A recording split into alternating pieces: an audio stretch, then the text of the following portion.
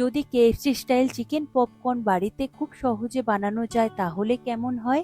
এই বর্ষার দিনে সন্ধ্যাবেলায় গরম গরম মুচমুচে চিকেন পপকর্ন হলে বেশ ভালোই লাগে। আর একদম পারফেক্ট বানানোর জন্য থাকছে বেশ কিছু টিপস, যা আপনারা খুব সহজেই কেএফসি স্টাইল চিকেন পপকর্ন বাড়িতেই বানিয়ে নিতে পারেন। নমস্কার বন্ধুরা, কিচেন টেকনিকে আপনাদের সবাইকে স্বাগত। আমি মধুমিতা। আজ নিয়ে এসেছি দারুণ স্বাদের একটা রেসিপি। চলুন দেখে নেওয়া যাক আজকের recipe. KFC style chicken popcorn বানানোর জন্য আমি এখানে দুটো ব্রেস্টের চিকেন নিয়েছি। চিকেনটা ওজন হিসাবে এখানে মোটামুটি 400 গ্রাম মতন রয়েছে। আগে থেকে আমি খুব ভালো করে ধুয়ে রেখেছিলাম, জল ঝরিয়ে রেখেছি। এরপর এই চিকেনের পিসগুলোকে আমি কেটে নেব। আর কাটার পদ্ধতি কিন্তু একটু অন্য রকমের হবে, সেটা আপনারা অবশ্যই একটু খেয়াল করবেন। দেখুন, চিকেনের ব্রেস্টের পিসটা এইভাবে আড়াআড়ি ভাবে নেবেন আর একটু সরু সরু করে কেটে নেবেন, তবে খুব বেশি সরু করে কাটবেন না, কারণ এটা পপকর্ন হবে, তাই একটু ছোট ছোট করেই কাটতে হবে, একটু সরু করে কাটতে হবে। দেখুন, আমি একটু সরু করে লম্বা লম্বা করে কেটে নিয়েছি।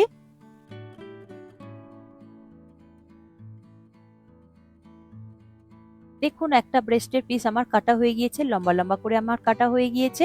এরপরে এগুলোকে আমি কিভাবে ছোট ছোট পপকর্নের আকারে তৈরি করব সেটা একটু আপনারা খেয়াল করুন। দেখুন, প্রথমে আমি একটা এরকম লম্বা স্ট্রিপটা নিয়েছি। তারপর দেখুন, এইভাবে আড়াআড়ি ভাবে কাটছি, পুরো ডিরেক্ট সোজা ভাবে কাটবেন না। ছুরিটাকে এইভাবে একটু আড়াআড়ি ভাবে কেটে নেবেন, দেখবেন একটু স্লাইড ভাবে কাটবে। এইভাবে কাটলে পপকর্ন গুলো দেখতে বেশ ভালো হয় ভাজবার পরে, আর খেতেও বেশ ভালো লাগে। তবে যখন কাটবেন একটু ছোট সাইজ করেই কাটবেন, খুব বেশি বড় করলে তাহলে পকোড়ার মতন হয়ে যাবে, আর পপকর্ন একটু ছোট ছোট সাইজের হয়। দেখুন, পপকর্ন সাইজের আমার কাটা হয়ে গিয়েছে। আমি দেখুন এইরকম ছোট ছোট করে কেটেছি, আর একটু আড়াআড়ি ভাবেই কেটেছি। এইভাবে আড়াআড়ি ভাবে কাটলে চিকেনটা সলিড ভাবটা থাকে না, তখন একদমই খেতে ছিবড়ে ছিবড়ে লাগে না। কারণ ব্রেস্টের চিকেন একটু সলিড হয়, তাই একটু শক্ত শক্ত হয়, কিন্তু এইভাবে কাটলে একদমই শক্ত লাগে না, খুব সুন্দর হয় পপকর্ন গুলো। দেখুন, সমস্ত চিকেন আমার পপকর্ন আকারে কাটা হয়ে গিয়েছে। এটাকে এবার আমি সরিয়ে রাখবো। এরপর একটা বোলের মধ্যে আমি দিয়ে দেব টক দই। আমি এখানে 2 টেবিল চামচ ফ্রেশ টক দই নিয়েছি। টক দইয়ের মধ্যে দিয়ে দেব 1 চা চামচ নুন, আর দিয়ে দেব অল্প করে একটু জল। দিয়ে আমি এখানে একটা বাটার মিল্ক তৈরি করে নেব। এরপর হ্যান্ড হুইস্কের সাহায্যে বা কাঁটা চামচের সাহায্যে খুব ভালো করে মিশিয়ে নেবেন। দেখুন, খুব সুন্দর করে আমার মিশানো হয়ে গিয়েছে। এরপর এর মধ্যে দিয়ে দেব কেটে রাখা চিকেনের পপকর্নের পিসগুলো। চিকেনের পিসগুলো দেওয়ার পরে খুব ভালো করে এই বাটার মিল্কের সাথে মিশিয়ে নিতে হবে। এইভাবে মিশিয়ে রাখলে চিকেনের মধ্যে খুব সুন্দরভাবে নুনটা চলে যায়, আর চিকেনটা খুব সুন্দরভাবে জুসি হয় আর সফট হয়। ভাজবার পরেও একদমই ড্রাই লাগে না, খেতে ভীষণ ভালো লাগে।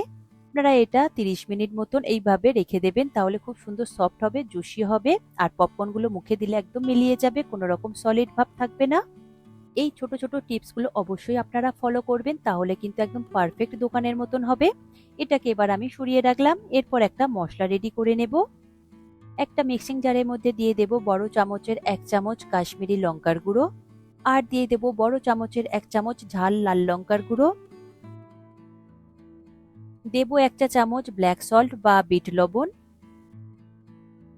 আর দিয়ে দেব হাফ চা চামচ রেগুলার নুন, আর দেব 1 চা চামচ চিনি, সঙ্গে দেব 1 চামচ গোটা গোলমরিচ, আর দিয়ে দেব 1 চা চামচ আমচুর পাউডার, দেব 1 চা চামচ চাট মশলা, আর দিয়ে দেব 1.5 চা চামচ অরিগ্যানো। অরিগ্যানোর পরিবর্তে আপনারা মিক্সড হার্বও ব্যবহার করতে পারেন যদি আপনাদের হাতের কাছে থাকে। এরপর দিয়ে দেব 1 ইঞ্চি মতন দারচিনির টুকরো, আর দিয়ে দেব হাফ চা চামচ আজিনামোটো বা এমএসজি। এটা অপশনাল, তবে এটা দিলে স্বাদটা বেশি ভালো আসে। আমার এখানে সমস্ত মশলা দেওয়া হয়ে গিয়েছে। এবার ঢাকনা আটকে খুব ভালো করে এটাকে পাউডার করে নিতে হবে।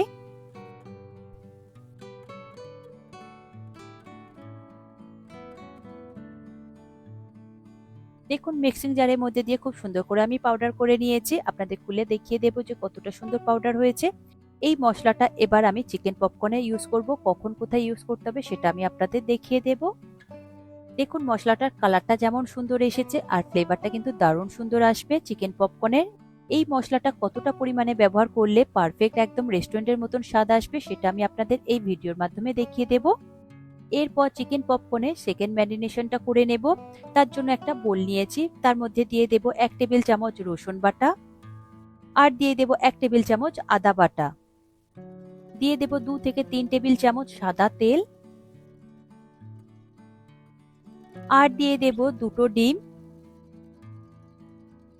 এরপর দিয়ে দেব 3 থেকে 4 টেবিল চামচ ওই মশলা, পপকর্নের যে মশলাটা আমি রেডি করেছিলাম ওই মশলাটা দিয়ে দিতে হবে। এই মশলাটা দিলে আর অন্য কোনো মশলা দেওয়ার প্রয়োজন নেই, কারণ এর মধ্যে সমস্ত ফ্লেভার রয়েছে আর এটা দিলে দারুণ স্বাদ আসবে। এরপর বাইন্ডিং এর জন্য দিয়ে দেব 2 টেবিল চামচ কর্নফ্লাওয়ার।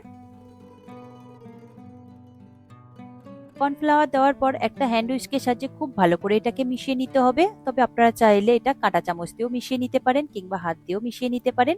দেখুন খুব সুন্দর করে আমার মিশানো হয়ে গিয়েছে।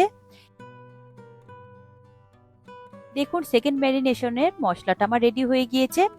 এরপর বাটার মিল্কের মধ্যে যে চিকেন পপকর্ন গুলো ম্যারিনেট করা ছিল সেখান থেকে আমি এইভাবে চেপে চেপে চিকেন গুলোকে তুলে নেব।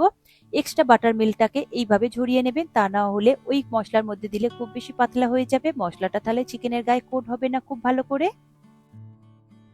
দেখুন বাটার মিল্কটা ঝারিয়ে ঝারিয়ে আমি চিকেনগুলোকে তুলে নিয়ে ওই মশলার মধ্যে দিয়ে দিচ্ছি। চিকেনগুলো তুলে নেওয়ার পরে যে বাটার মিল্কটা থাকবে সেটা ফেলবার প্রয়োজন নেই, সেটা আপনারা বাড়িতে রান্নার কাজে ব্যবহার করে দিতে পারেন। দেখুন সমস্ত চিকেন ওই মশলার মধ্যে আমি তুলে নিয়েছি। এরপরে চিকেনের সাথে মশলাটাকে খুব ভালো করে মিশিয়ে নিতে হবে। চিকেনের পিসগুলো আমি খুব সুন্দর করে ম্যারিনেট করে নিয়েছি। এরপর এটাকে আমি 20 মিনিটের জন্য রেস্টে রেখে দেব, তাহলে সমস্ত মশলা চিকেনের মধ্যে খুব সুন্দরভাবে ফ্লেভারটা চলে যাবে। এরপর ময়দার যে কোটিংটা হবে সেই কোটিংটা আমি রেডি করে নেব। তার জন্য দেখুন আমি ময়দা নিয়েছি, আপনারা নিজেদের প্রয়োজন মতো নেবেন, তবে ময়দার পরিমাণটা একটু বেশি করেই নেবেন। ময়দার মধ্যে দেব হাফ চা চামচ নুন, আর দিয়ে দেব হাফ চা চামচ গোলমরিচ গুঁড়ো। সঙ্গে ফ্লেভারটা একটু বাড়িয়ে নেবার জন্য দিয়ে দেব পপকর্ন মশলা, যে মশলাটা আমি রেডি করেছিলাম সেখান থেকে আমি 1 চা চামচ মতো দিয়ে দেব।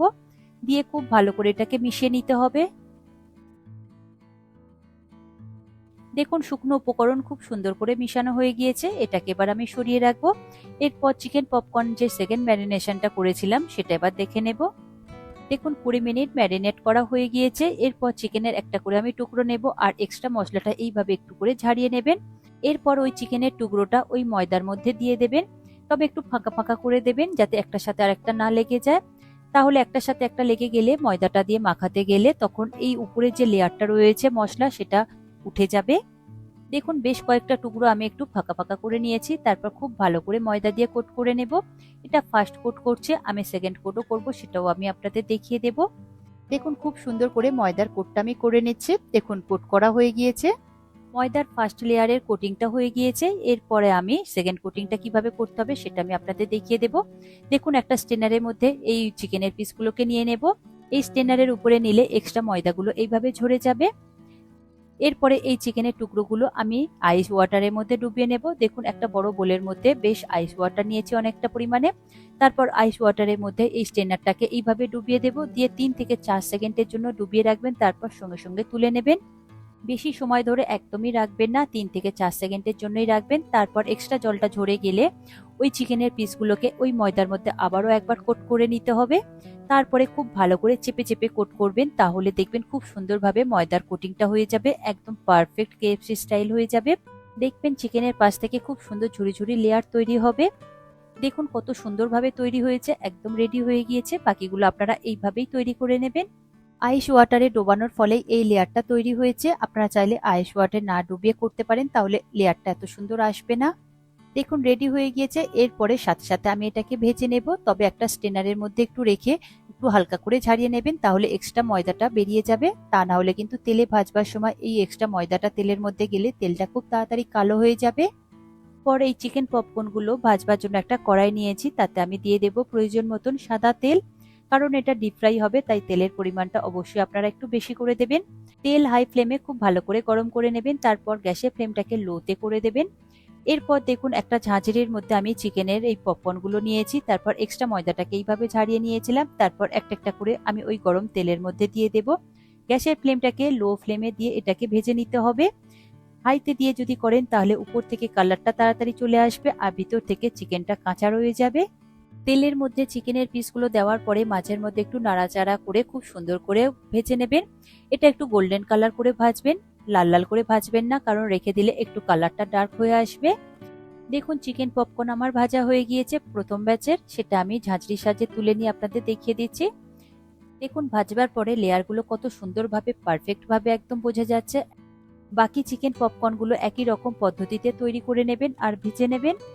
দেখুন চিকেন পপকর্ন আমার রেডি হয়ে গিয়েছে, একটা প্লেটের মধ্যে আমি সার্ভ করে নিয়েছি আর উপর থেকে ওই পপকর্ন মশলাটা ছড়িয়ে দিয়েছি। অবশ্যই এই মশলাটা খাবার সময় ছড়িয়ে দেবেন গরম গরম থাকা অবস্থায়, তাহলে খেতে ভীষণ ভালো লাগবে।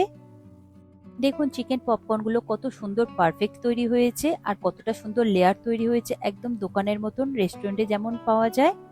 একটা চিকেন পপকর্ন আমি আপনাদের ভেঙে দেখিয়ে দিচ্ছি। দেখুন উপর থেকে কত সুন্দর মোচমুচে হয়েছে, খাস্তা হয়েছে লেয়ারগুলো, আর ভিতর থেকে কতটা সফট হয়েছে, একদম জুসি, কারণ চিকেনগুলো বাটার মিল্কের মধ্যে ডোবানো ছিল তাই। এবার কেএফসি স্টাইল চিকেন পপকর্ন বানিয়ে নিন খুব সহজেই বাড়িতেই।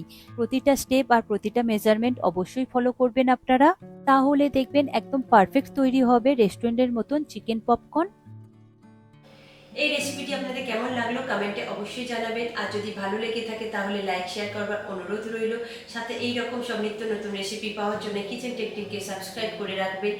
আজ তাহলে এই পর্যন্ত, আবারও দেখা হবে অন্য কোনো রেসিপির সাথে। সবাই ভালো থাকবেন, সুস্থ থাকবেন, আর ভিডিওটি পুরো দেখার জন্য অসংখ্য ধন্যবাদ।